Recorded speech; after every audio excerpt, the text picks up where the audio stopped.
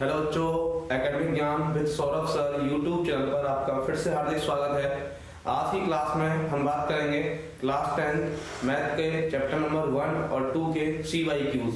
जैसा कि आप बोर्ड पर देख पा रहे होंगे, मतलब जो इस साल संभावित प्रश्न हैं उनके बारे में चर्चा करेंगे और मैं एक एक क्वेश्चन को पॉइंट टू द पॉइंट समझाऊंगा बाकायदा आराम से, और जितने क्वेश्चन मैं यहाँ कराऊंगा वो आपको 100% समझ में आएंगे। तो इसी के साथ चलो शुरू करते हैं आज की क्लास। तो देखें, सबसे पहली चीज चैप्टर नंबर 1 जो है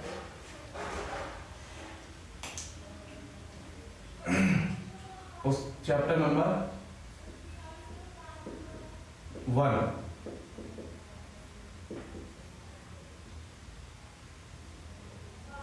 तो पहला क्वेश्चन, सबसे पहला क्वेश्चन है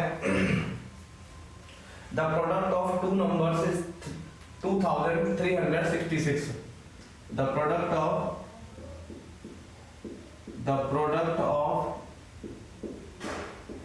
टू नंबर्स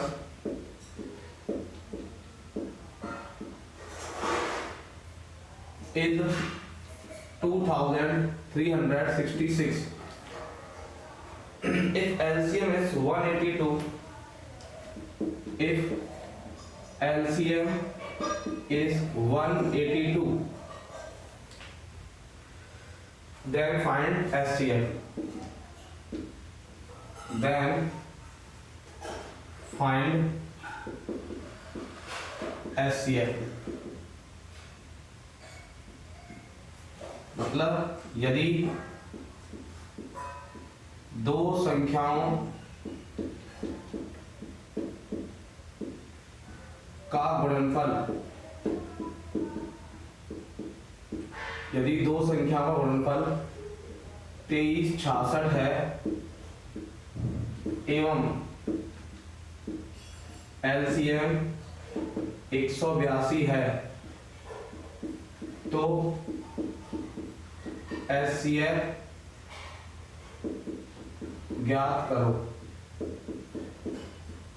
ये प्रश्न है बेटा कि दो संख्याओं का प्रोडक्ट जो है 2366 है, LCM 182 है, तो SCF फाइंड करना है। तो आपको सिंपली पता होगा कि सबसे पहले आपको देखो गिवन लिखना है। गिवन आपको दिख रहा है, देखो सबसे पहले क्वेश्चन करने का तरीका क्या होता है, आपको सबसे पहले गिवन हिंदी में दिया है लिखना है। क्या लिखना है? गिवन, उसको अंडरलाइन करना है। अब क्या गिवन है? Product of two numbers, product of two numbers is equal 2366। उसके बाद LCM of the numbers, numbers का LCM कितना है? 182 है। और आपसे पूछा क्या है? SCF पूछा है, SCF ऑफ द नंबर्स। अगली बार में डायरेक्ट गिवन लिखूंगा। तो ये आपको गिवन है कि दो संख्याओं का गुणनफल प्रोडक्ट जो है 2366 है और दोनों संख्याओं का LCM 182 है, तो SCF फाइंड करना है। तो सिंपल सी बात बेटा आपको याद होनी चाहिए कि सिंस वी नो दैट, जैसा कि हम जानते हैं SCF into LCM is equal to होता है A into B। SCF into LCM is equal to होता है A इंटू B। मतलब SCF और LCM का जो गुणनफल होता है वो दोनों संख्याओं गुणनफल के बराबर होता है। तो अभी इसमें वैल्यू जो गिवन है आपको पुट करनी है। तो देयरफॉर SCF का वैल्यू आपको पता नहीं है, इंटू LCM का वैल्यू पता है 182 और A इंटू B का वैल्यू पता है 2366। ठीक है, अभी आपको चाहिए क्या? SCF चाहिए। तो ये 182 मल्टीप्लाई से कहाँ जाएगा? डिवाइड में, ये इधर जाएगा। तो क्या होगा? SCF is equals to 2366 divide by 182। ठीक है, अब इसको डिवाइड करेंगे तो बेटा आंसर कितना आएगा? 13। कितना आएगा? 13। तो SCF जो नंबर्स का आया वो कितना आया? 13। तो आपको ऐसे बॉक्स में बंद करके आना है, ठीक है। आई होप ये समझ में आया होगा। ये फॉर्मूला आपको याद रखना है, relationship between HCF, LCM and the numbers. तो ये होता है HCF into LCM is equal A into B. तो किसी भी क्वेश्चन में जो आप फॉर्मूला अप्लाई करें उसको बॉक्स में क्लोज करें, और जो आंसर आता है उसको भी बॉक्स में क्लोज करके आए। तो क्वेश्चन पढ़ने के बाद आपको सबसे फर्स्ट ऑफ ऑल क्या लिखना होता है, गिवन मतलब दिया है लिखना होता है। उसके बाद जो क्या गिवन है वो लिखो, क्या फाइंड आउट करना है वो लिखो। उसके बाद कौन सा फॉर्मूला अप्लाई कर रहे हो वो आप लगाओ, उसको बॉक्स में क्लोज करो। उसके बाद जो आंसर आए तो उसको बॉक्स में क्लोज करो। ये तरीका होता है। आई होप ये क्वेश्चन समझ में आया होगा। एक बार देखें इसको।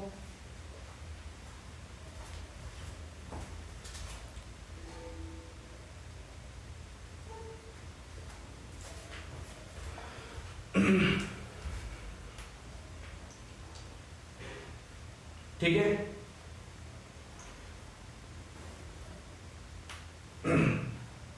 देखो नेक्स्ट क्वेश्चन।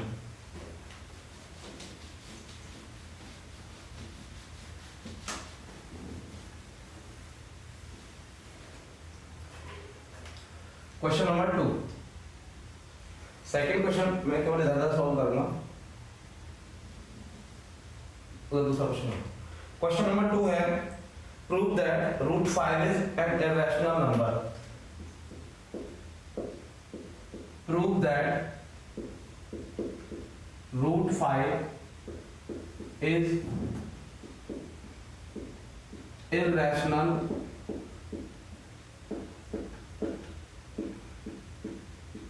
नंबर। मतलब सिद्ध करो कि अंडर रूट 5 एक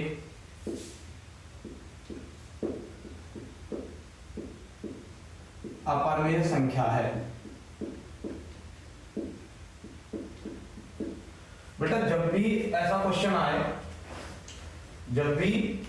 आए, मतलब कोई भी रूट वाले नंबर को आपसे, सिंगल रूट वाले नंबर को इर्रेशनल प्रूफ करवाए, अपरिमेय सिद्ध करवाए, तो आपको देखो जो प्रोसीजर बता रहा हूँ ये प्रोसीजर आपको फॉलो करना है, याद रखना है। ठीक है, बाकी ऐसा इसमें कुछ है नहीं। तो करना क्या है, सबसे पहली चीज यहाँ पर मैं जो अंडरलाइन करता जाऊंगा वो टर्म चेंज होगा। जैसे भी यहाँ पर क्या है, रूट 5 है, ये रूट 5 की जगह कोई भी नंबर आ सकता है रूट में। तो वो करना क्या है, सबसे फर्स्ट आपको लिखना है कि let root 5 is rational number. सबसे पहले आपको मान लेना है कि रूट 5 क्या है, रैशनल नंबर है, मींस परमेय संख्या है। हिंदी में लिखेंगे, माना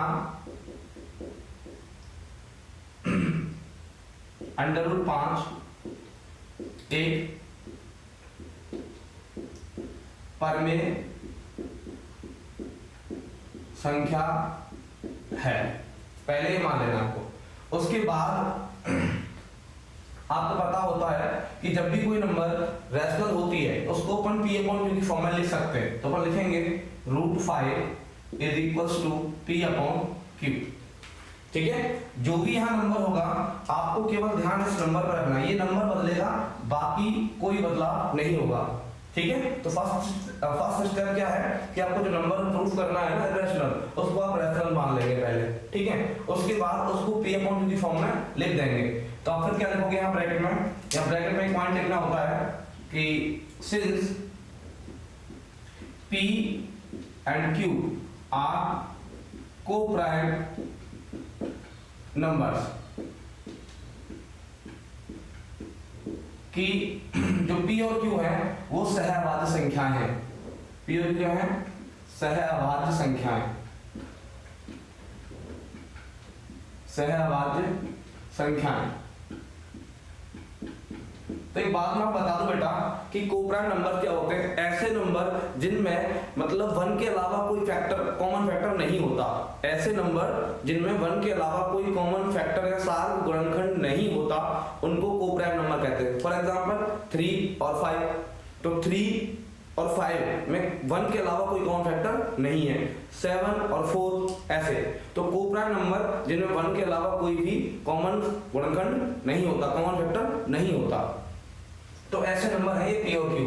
अभी उसके बाद आपको देखो ये फ्रैक्शन है, P अपॉन Q की फॉर्म में लिखा हुआ है, इसको फ्रैक्शन बनाने के लिए आपने अपॉन 1 लगाया। अब आप क्रॉस मल्टीप्लाई करो, तो इसका इधर और इसका इधर, ठीक है, स्टेप बाय स्टेप समझना। तो ये हो जाएगा √5q is equals to p, yes और नो। फिर आप करना है बोथ साइड स्क्वायरिंग,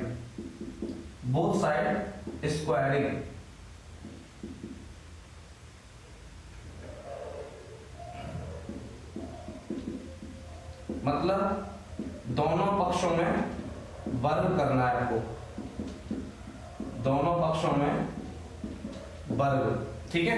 अब स्क्वायरिंग करोगे तो अब क्या हो जाएगा, देखो √5 का स्क्वायर,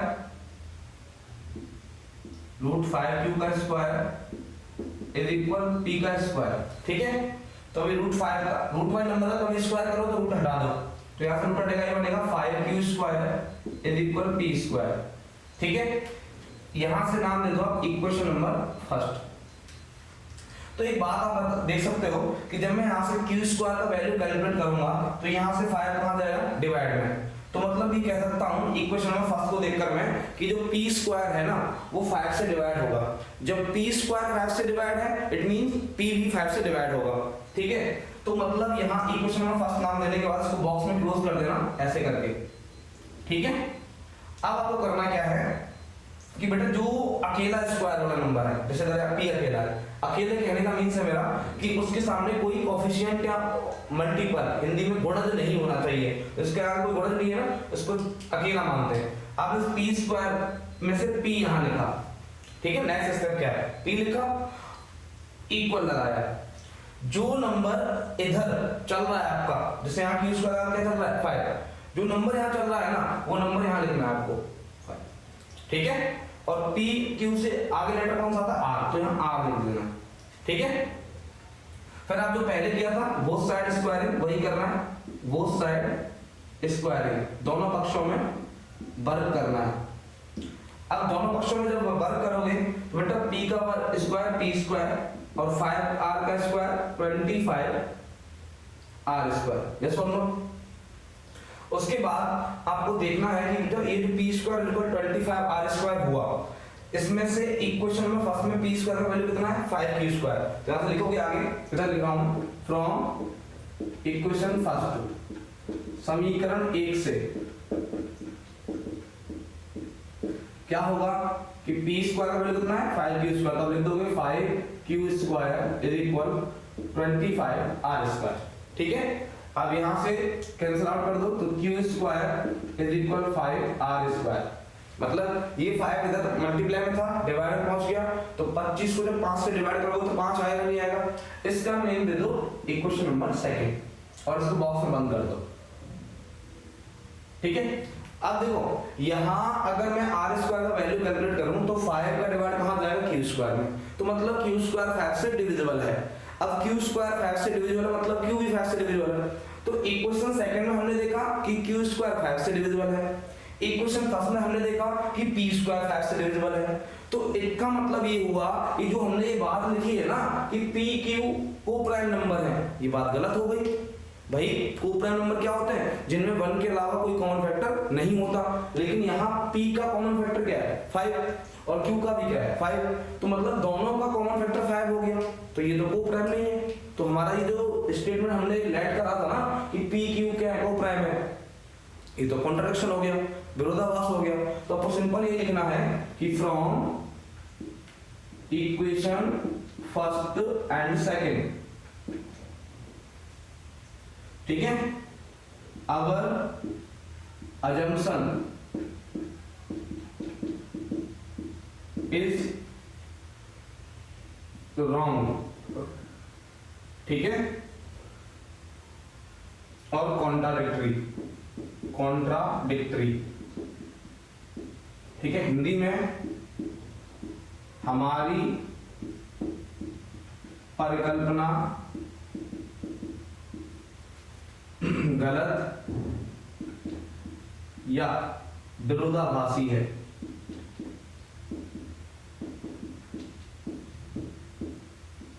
ठीक है। तो इसका मतलब क्या हुआ, देयरफॉर √5 इज इर्रेशनल नंबर,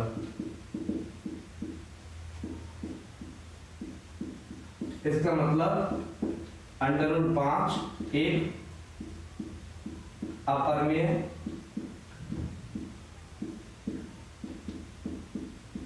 संख्या है।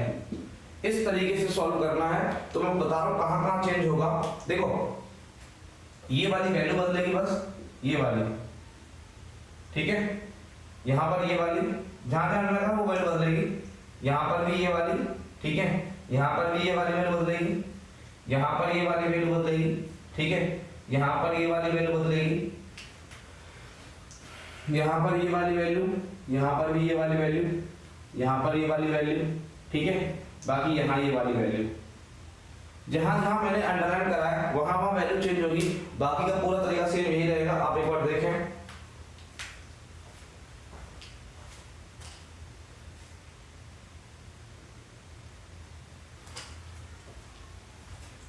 ठीक है। तो इस तरीके से आपको किसी भी रूट वाले नंबर को इररेशनल प्रूफ करना हो तो ये स्टेप्स हैं, इस स्टेप इन स्टेप को फॉलो करना, याद कर लीजिए आप, ठीक है।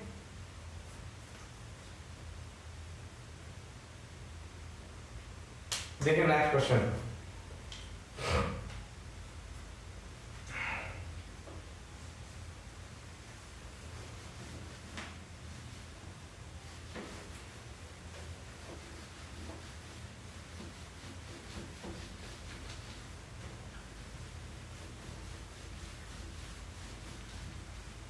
देखें नेक्स्ट क्वेश्चन है क्वेश्चन नंबर 3। क्वेश्चन नंबर 3 क्या है?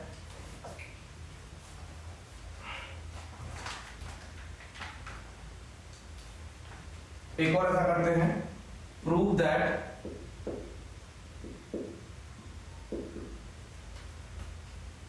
Five minus root three is irrational, ठीक है, नंबर। मतलब सिद्ध करो 5 माइनस √3 एक अपरिमेय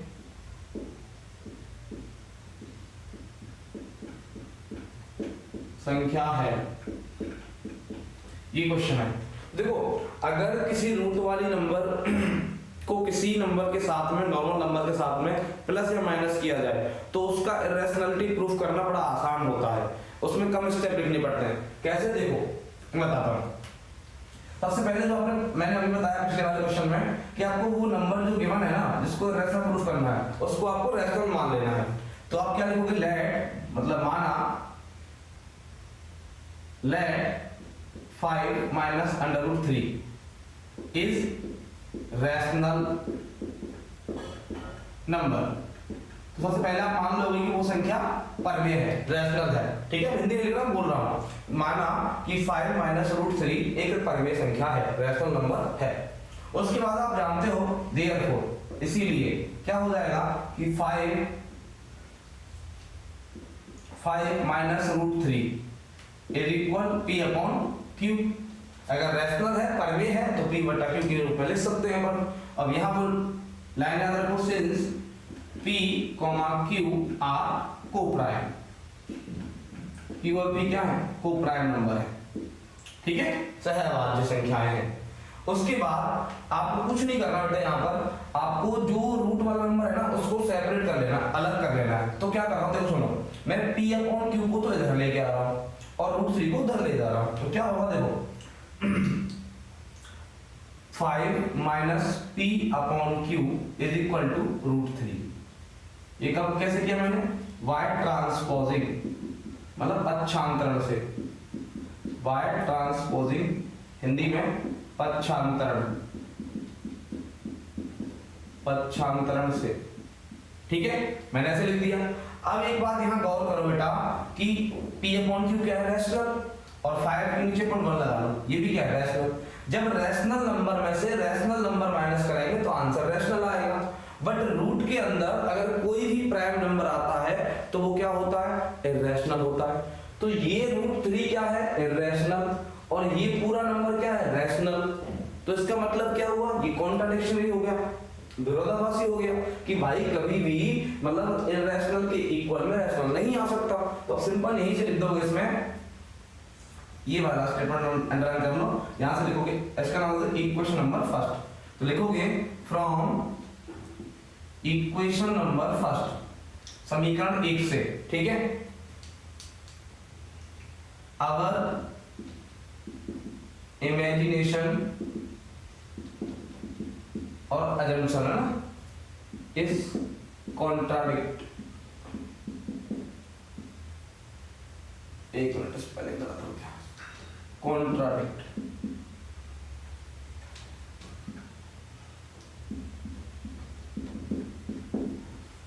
हमारा परिकल्पना विरोधाभासी है, देयरफॉर रूट नहीं है, therefore 5 minus root 3 is irrational,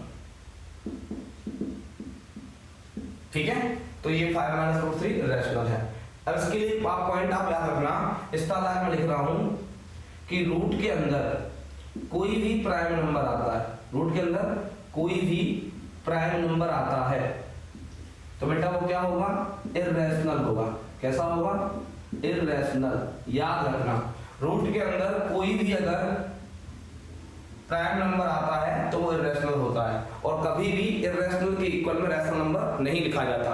तो यहां से देखो इसमें स्टेप बहुत कम लिखने पड़ते हैं। क्या है कि जो नंबर आपको प्रूव करना है रैशनल, कब कैसे वाला नंबर, जब किसी रूट वाले नंबर में कोई भी नंबर नॉर्मल वाला बिना रूट वाला प्लस हो रहा हो या माइनस हो रहा हो, तो ये स्टेप फॉलो करने हैं आपको।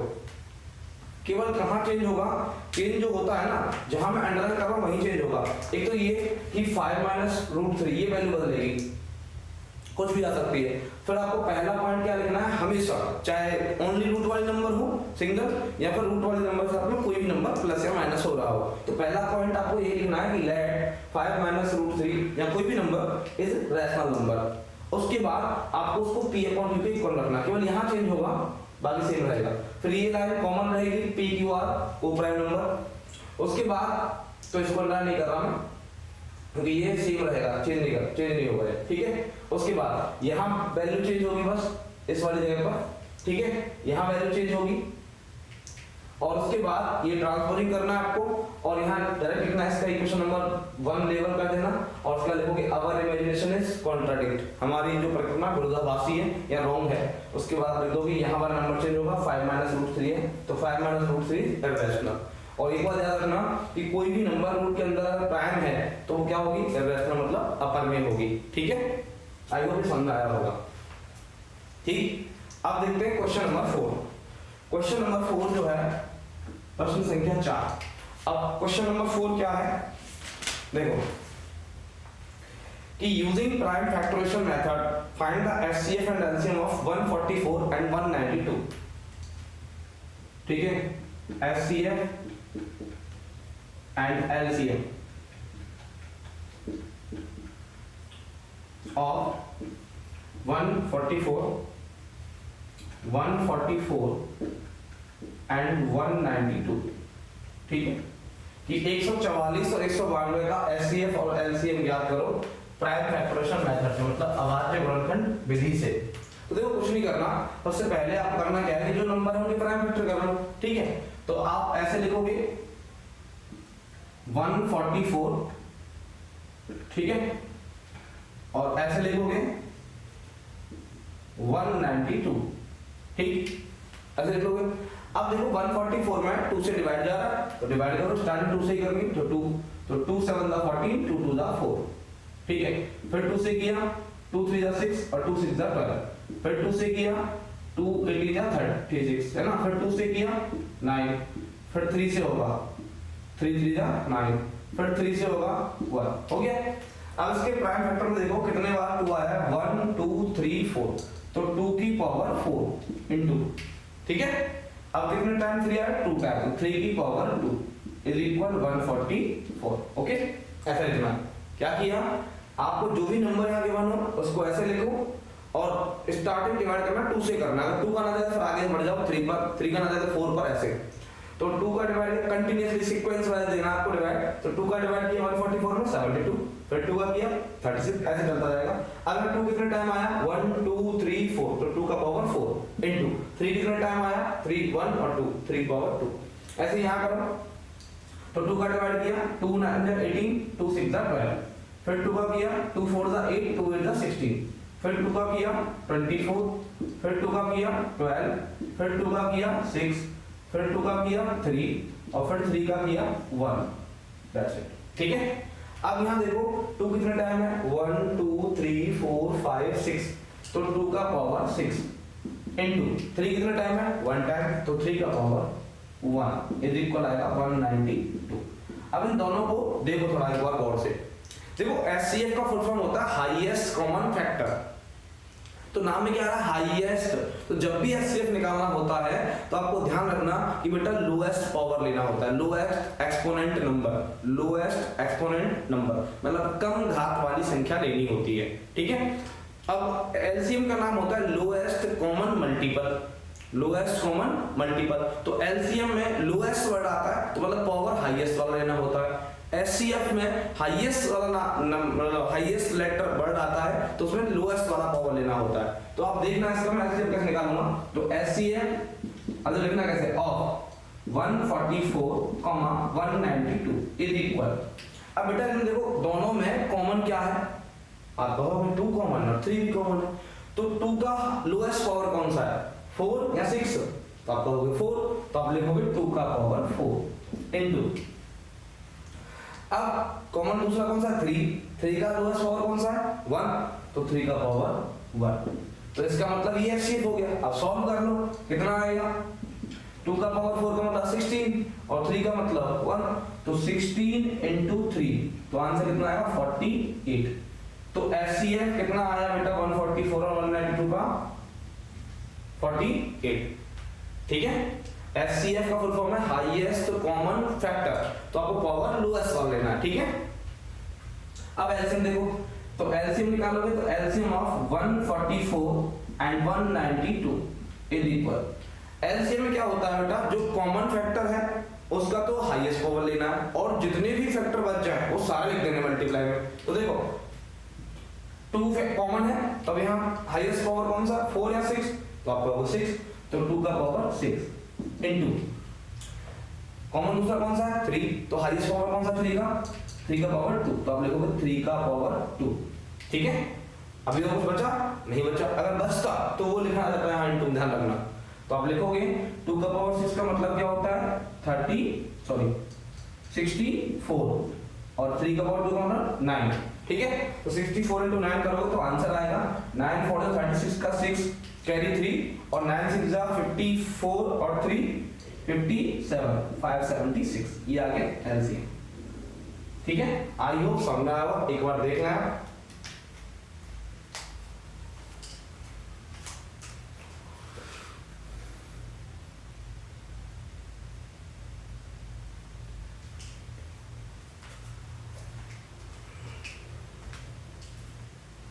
ठीक है, नेक्स्ट क्वेश्चन देखते हैं।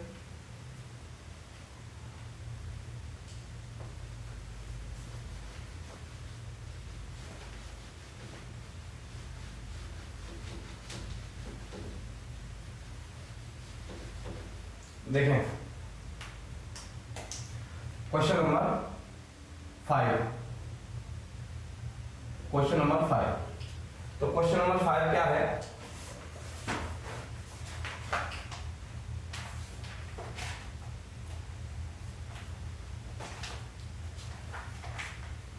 कि if HCF of 26 and 169 is 13,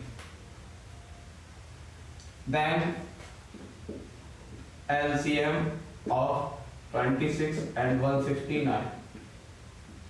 ठीक है, मतलब 26 और 169 का HCF मतलब मासापा 13 है, तो एलसीएम कितना होगा। सिंपल, जैसा बेटा आपने सीखा है कि since we know that HCF into LCM is equal to A into B, ये मैंने पहले बता दिया। आपको ऐसे लिखना है कि हम जानते हैं HCF गुणा LCM is equal A into B होता है। अब देयरफॉर HCF कितना 13, LCM पता नहीं, A कितना 26 और B कितना 169। ठीक है, पहला नंबर A होगा, दूसरा नंबर B होगा। उसके बाद LCM का वैल्यू कैलकुलेट करना है, तो ये 13 कहां जाएगा डिवाइड में, तो सिंपल लिखोगे LCM is equal 26 into 169 divide by 13। ठीक है, अभी आपको पता है कि ये 13 से कैंसिल आउट हो जाएगा, 13 बन जा 13 एंड 30 टू द 26, है ना। अब मल्टीप्लाई कर लो, 2 9 द 18 का 8 कैरी 1, 2 6 द 12 का नहीं 2 9 द 18 का 8 कैरी 1, ठीक है, और 2 6 द 12 और 1 13 का 3 कैरी 1, 2 1 द 2 और 1 3, तो एलसीएम कितना आएगा 338, ऐसे लिखना है आपको और बॉक्स में क्लोज करना है। आइए समझ आया होगा, कुछ नहीं है, जब भी आपको एचसीएफ दिया हो, एलसीएम पूछा हो, तो ये रिलेशन लगा देना कि HCF into LCM is equal A into b. ठीक, अभी देखते हैं क्वेश्चन नंबर 6। क्वेश्चन नंबर 6 क्या कह रहा है कि एचसीएफ ऑफ 16 y, एचसीएफ ये गिवन है ऑफ 16 y इज इक्वल कितना है 8। उसके बाद वो बोल रहा है कि LCM of 16 y, LCM of 16 y is equal कितना है 48। ठीक है, तो फाइंड द y, तो क्या फाइंड करना है, y निकालना है। तो एक बात बताओ, वही चीज लग रही है, तो सिंपल लिखोगे since HCF into LCM is equal A into b. ठीक है, ये बॉक्स में बंद करना, जो फॉर्मूला अप्लाई करते हैं हमेशा। ठीक है, जैसे बताना बेटा, क्वेश्चन पेपर में ऐसे अटेम्प्ट करना है। ठीक है, फिर देयरफॉर लगाओगे, एचसीएम कितना 8 इनटू एलसीएम पता नहीं है ना, पता सॉरी 48 इज इक्वल ए कितना 16, बी कितना y। ठीक है, अब क्या कैलकुलेट करना है y, तो अब लिखोगे 8 इनटू 48 डिवाइड बाय ये y, सॉरी ये 16 कहां आएगा डिवाइड में, इज इक्वल क्या होगा y। ठीक है, अब जानते हो 16 बचा 16 और 16 3 जा 48। ठीक है, तो ये हो जाएगा 3 8 जा 24, तो y का वैल्यू कितना है 24 इज इक्वल y। तो y क्या है 24 है। ठीक है, देख ले आप,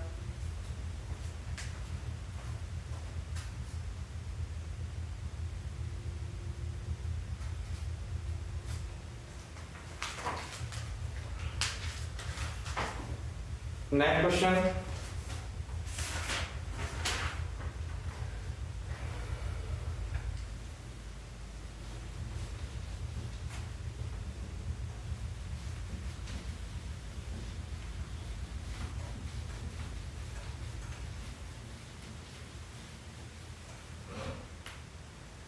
देखें, अगला क्वेश्चन पूछने बेटा दो फिलअप्स है जो मैं बता रहा हूं आपको, कि एक वर्ड पहले से बताने से पहले बता दो बेटा, ये होता है कंपोजिट नंबर। कंपोजिट नंबर, ठीक है, तो कंपोजिट नंबर का मतलब होता है आपका संयुक्त संख्या। कौन संख्या? संयुक्त संख्या। ठीक है, मतलब इसमें एक मतलब एक से ज्यादा फैक्टर होते हैं, उसको कंपोजिट नंबर कहते हैं। तो देखो, सबसे पहली चीज, सबसे छोटी जो मतलब स्मॉलेस्ट कंपोजिट नंबर होती है, smallest composite number, smallest composite number, तो वो क्या होती है 4 होती है। सबसे छोटी संख्या 4 होती है। ठीक है, उसके दो फैक्टर बनते हैं 2 into 2। उसके बाद मैं बात करूं कि 2 डिजिट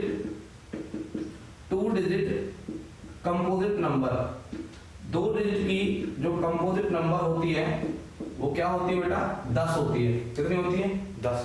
भाई 1 से 9 तक सिंगल डिजिट नंबर चलती हैं, तो 10 जो है वो 2 डिजिट नंबर है और कंपोजिट भी 2 into 5।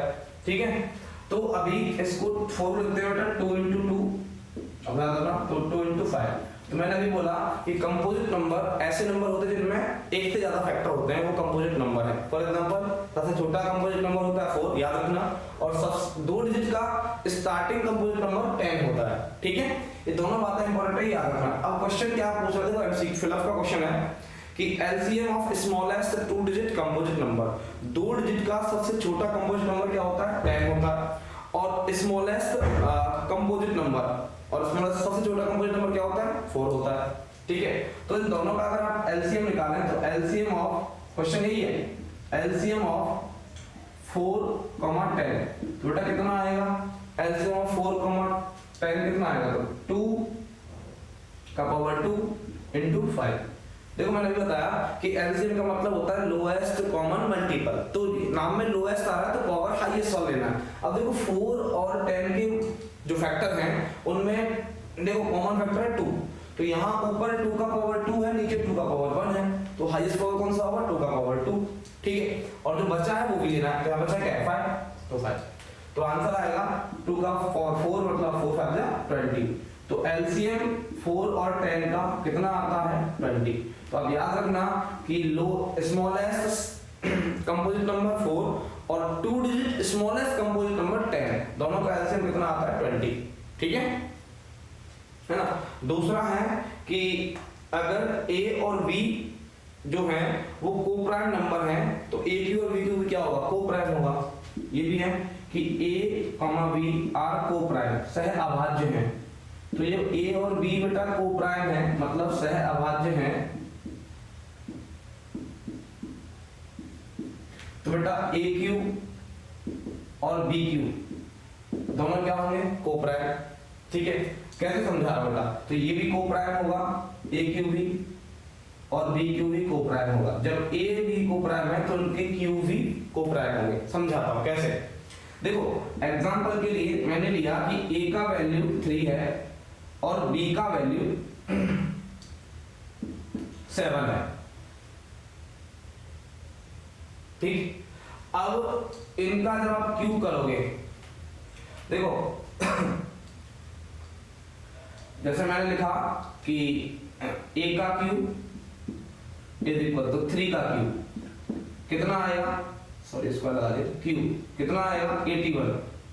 ठीक है, तो ए का क्यू कितना है 81, तो ऐसे ही बी का क्यू करोगे तो बी कितना 7 का क्यू, तो यहाँ 7 का क्यू कितना आएगा, 7 7 49, 343 कितना आएगा 343। तो देखो ये बी का क्यू 343 है और ए का क्यू 81 है, तो ये दोनों के दोनों क्या है, कोप्राइम है, मतलब 81 का डिवाइड इसमें नहीं जाएगा 343 में, और 343 का डिवाइड इसमें नहीं जाएगा, मतलब इन दोनों नंबर्स में क्या है, कोई कॉमन फैक्टर नहीं है 1 के अलावा।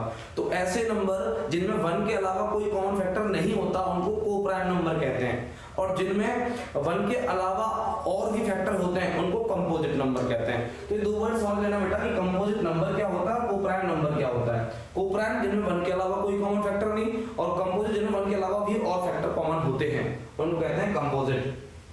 ठीक है, तो ये था चैप्टर 1 के क्वेश्चन इतने थे, आप एक बार देख लें।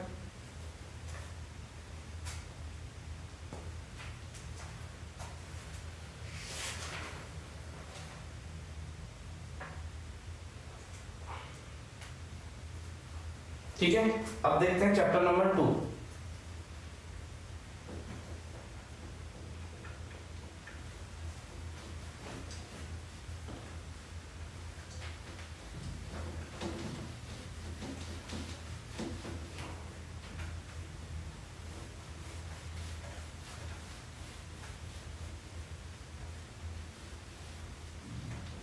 देखो चैप्टर नंबर 2 जो है उसका टाइटल सबको पता होगा। पहले वाला चैप्टर का टाइटल मैंने बताया था रियल नंबर्स है, तो उसमें एचसीएफ एलसीएम की मोस्टली बात होती है, और दूसरा जो चैप्टर है उसका नाम है बेटा पॉलिनोमियल। ठीक है, और पॉलिनोमियल में अपन 3 टाइप के पॉलिनोमियल पढ़ते हैं। पहला लीनियर पॉलिनोमियल जिसका डिग्री 1 होता है, दूसरा क्वाड्रेटिक पॉलिनोमियल जिसका डिग्री 2 होता है, तीसरा क्यूबिक पॉलिनोमियल जिसका डिग्री 3 होता है। क्यूबिक पॉलिनोमियल का एक क्वेश्चन है नहीं, अपन को मोस्टली बात जो करनी है वो किस पर करनी है, क्वाड्रेटिक वाले पर। ठीक है, तो मैं आपको 2 चीजें बता रहा हूं चैप्टर स्टार्ट करने से पहले। देखें चैप्टर नंबर 2 स्टार्ट करने से पहले पॉलिनोमियल हिंदी में बहुपद, यहां जो मेनली बात होगी ना वो क्वाड्रेटिक की होगी ना, तो आप उस पर ज्यादा ध्यान दें। तो अब मैं बता रहा हूं सबसे पहला पॉइंट कि जो जनरल क्वाड्रेटिक फॉर्म होता है, जनरल क्वाड्रेटिक फॉर्म वो क्या होता है, A x square plus B x plus C is equals to 0। ठीक है, ये जनरल फॉर्म होता है, याद रखना, ये चैप्टर नंबर 4 में भी काम आएगा कि A x square plus B x plus C is equal to 0 होता है। अब यहाँ जो ए बी सी है, वो ए बी सी जो है वो क्या है, कोफिशिएंट्स है ना, मतलब गुणांक है। क्या है, गुणांक। ठीक है, तो जो क्वाड्रेटिक पॉलिनोमियल का मतलब द्विघात बहुपद का जो सामान्य रूप होता है वो ये याद रखना, मानक रूप A x square plus B x plus C. ठीक है, द्विघात बहुपद। अगर हिंदी वालों को नाम समझ आ रहा हो, द्विघात जिसकी घात 2 होती है, तो देखो घात का मतलब क्या है, डिग्री का मतलब क्या है। The highest power of variable is called degree. क्या बोला, highest power of polynomial variable is called degree. क्या लिख रहा हूं मैं, याद रखना कि highest power of variable is called degree. तो बेटा जो वेरिएबल का हाईएस्ट पावर होता है उसको कहते हैं डिग्री कहते हैं। ठीक है, अब यहां आ जाओ, देखो सबसे पहला जो प्रश्न मैं बताऊं आपको, सबसे पहला क्वेश्चन जो है वो क्या है समझना। एक और बता दो उससे पहले, एक मिनट, वो काम आएगा। दूसरी चीज याद रखना बेटा कि जितने किसी डिग्री ऑफ पॉलिनोमियल जो होता है, डिग्री ऑफ पॉलिनोमियल, पॉलिनोमियल को पी ऑफ एक्स लिख रहा हूं। ठीक है, डिग्री ऑफ पॉलिनोमियल जो होता है वो हमेशा बराबर होता है नंबर ऑफ जीरोस के। किसके बराबर होता है, नंबर ऑफ जीरोस के। मतलब जितने डिग्री होगी पॉलिनोमियल की उतने जीरोस आएंगे। हिंदी में बहुपद की घात बराबर होती है शून्यों की संख्या। अब इस बात का सर मतलब क्या है, देखो समझा रहा हूं कि ये बात याद रखना, मोस्ट इंपोर्टेंट बात है, काम आएगी। किसी भी पॉलिनोमियल का जितना डिग्री होता है, जैसे अभी पढ़ रहे हैं क्वाड्रेटिक पॉलिनोमियल, तो क्वाड्रेटिक पॉलिनोमियल डिग्री कितना है, 2। कितना है, 2। तो मतलब इसमें नंबर ऑफ जीरोस कितने आएंगे, 2। अगर मान लो बात करें क्यूबिक पॉलिनोमियल की, तो क्यूबिक पॉलिनोमियल का कितना डिग्री होता है, 3। तो उसमें जीरो कितना आएंगे, 3। ये बात है उसका ना, तो रिलेशन बहुत काम का, याद रखना। अभी हम क्वाड्रेटिक पॉलिनोमियल की बात कर रहे हैं, तो उसके लिए एक और पॉइंट याद रखना है कि पावर कितना है, 2, मतलब डिग्री 2 है ना, तो जीरो कितने आएंगे, 2 आएंगे। तो इसके लिए आपको याद करना है कि जीरोस के बीच में रिलेशन क्या होता है, जीरोस और कोएफिशिएंट के बीच में, गुणांक और शून्य के बीच में क्या संबंध होता है। तो देखो अल्फा बीटा इज इक्वल होता है c अपॉन a, और अल्फा प्लस बीटा क्या होता है, माइनस b अपॉन a। बेटा देखो ये अल्फा बीटा मैंने लेट करे हैं कि जीरोस हैं क्वाड्रेटिक पॉलिनोमियल के, तो मतलब जो एनसीईआरटी है उसमें जो जीरोस माने जाते हैं वो अल्फा बीटा से रिप्रेजेंट करे जाते हैं। ठीक है, तो अब मैंने क्या कहा कि क्वाड्रेटिक पॉलिनोमियल का डिग्री कितना होता है, 2। तो जीरोस कितने आएंगे, 2। तो मैंने लेट कर लिया कि एक जीरो अल्फा, दूसरा जीरो बीटा है। तो यहाँ ये अल्फा बीटा क्या हो रहा है, सम हो रहा है। तो मतलब सम ऑफ जीरोस क्या होता है, माइनस b अपॉन a, और यहाँ अल्फा बीटा क्या हो रहा है, मल्टीप्लाई। तो ये क्या होता है, अल्फा बीटा का मतलब प्रोडक्ट, जीरोस का प्रोडक्ट। तो प्रोडक्ट ऑफ जीरोस कितना होता है, c अपॉन a, और सम ऑफ जीरोस कितना होता है, माइनस b अपॉन a। ये फार्मूला याद रखना माइंड में कि product of zeros c upon a होता है, और sum of zeros minus b upon a होता है। ठीक है, तो ये बात आप याद रखना। उसके अलावा नेक्स्ट लास्ट पॉइंट और है कि जब भी बेटा आपको ये alpha beta means product of zero और alpha plus beta sum of zeros given हो और आपसे पॉलिनोमियल फॉर्म करवाए, तो याद रखना q of x is equal होता है x square minus alpha plus beta into x plus alpha beta. ठीक है, ये बेटा क्वाड्रेटिक पॉलिनोमियल बनाने का फॉर्मूला होता है। जब भी आपको क्या गिवन हो, alpha beta means product of zeros और alpha plus beta sum of zeros, तो आपको ये फॉर्मूला लगाना है क्वाड्रेटिक पॉलिनोमियल बनाने के लिए कि x square minus alpha plus beta into x plus alpha beta. ये मेन फॉर्मूले आपको समराइज करा दिए मैंने, आपको काम आएंगे। अब देखो पहला क्वेश्चन स्टार्ट करते हैं। पहला क्वेश्चन क्या है कि sum of zeros is equal to the product of zeros. तो बेटा याद रखना गिवन क्या है, पहली चीज सम ऑफ जीरोस, तो फॉर एग्जांपल मैंने लिख दिया कि alpha plus beta, sum of zeros को अल्फा प्लस बीटा से रिप्रेजेंट करते हैं, तो alpha plus beta is equal product of zeros तो अल्फा बीटा, तो अल्फा प्लस बीटा का वैल्यू अल्फा बीटा के इक्वल है, गिवन है क्वेश्चन में। क्वेश्चन की बात कर रहा हूं ऑफ पॉलिनोमियल, कौन सा पॉलिनोमियल, पॉलिनोमियल मतलब p ऑफ x लिख दो, कितना है kx square plus 5x plus 3k, ये पॉलिनोमियल है kx square plus 5x plus 3k। तो find the value of k, तो आपको k का वैल्यू निकालना है। तो एक चीज बताओ बेटा कि यहां पर आपको गिवन है कि alpha plus beta is equal है अल्फा बीटा, तो आप यहां देखो ये वाला फॉर्मेट देखो, यहां क्या है कि जो मिडिल टर्म के आगे कोएफिशिएंट होता है वो अल्फा बीटा की, अल्फा प्लस बीटा की वैल्यू होती है। तो आप इस वाली चीज को इस पॉलिनोमियल से कंपैरिजन करो, तो बेटा यहां से यहां अल्फा बीटा की वैल्यू कितनी आ रही है 5, कितनी आ रही है 5। या फिर आप सिंपल कंपैरिजन कर लो बेटा कि इसका नाम लो इक्वेशन नंबर फर्स्ट। देखो क्या लिखोगे ऑन कंपेयरिंग तुलना करने पर, on comparing equation first with ax square plus bx plus c, ठीक है। तो इस इक्वेशन फर्स्ट की जब भी ऐसा क्वेश्चन आए ना, तो आप उस इक्वेशन जो दिया हुआ है, पॉलिनोमियल जो दिया हुआ है, उसकी इस स्टैंडर्ड फॉर्म से कंपैरिजन कर देना, ax square plus bx plus c, ठीक है। अब करने के बाद आप देख पाओगे कि यहाँ से a b c के वैल्यू आपके पास आएंगे। तो देखो a का वैल्यू मैंने निकाला, कितना आया k, ठीक है, बॉक्स में बंद करना है। b का वैल्यू कितना आया बेटा 5 और c का वैल्यू कितना आया बेटा 3k। ये सब नो देख रहा है यहाँ पर,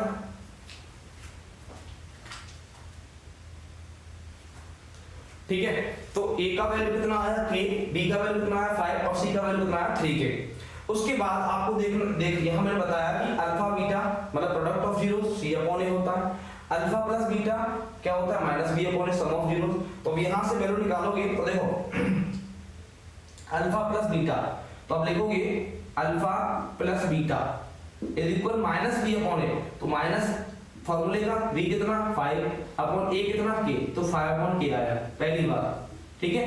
और अल्फा बीटा निकालोगे, अल्फा बीटा मतलब product of zeros c upon a, c कितना 3k अपॉन a कितना k, तो k से k खत्म, तो अल्फा बीटा की वैल्यू कितनी है 3। तो आप यहां से रखोगे, देखो जैसे मैं क्या कर रहा हूं कि alpha plus beta is equal है अल्फा बीटा, कहां से आया बेटा अकॉर्डिंग टू क्वेश्चन, प्रश्न अनुसार। प्रश्न में बोला गया alpha plus beta alpha beta के इक्वल है, और अल्फा प्लस बीटा का वैल्यू कितना आया बेटा, आप देख लो जैसे अल्फा प्लस बीटा का वैल्यू कितना है -5 अपॉन k, तो आप यहां लिखोगे -5 upon k is equal alpha beta कितना आया 3, ठीक है।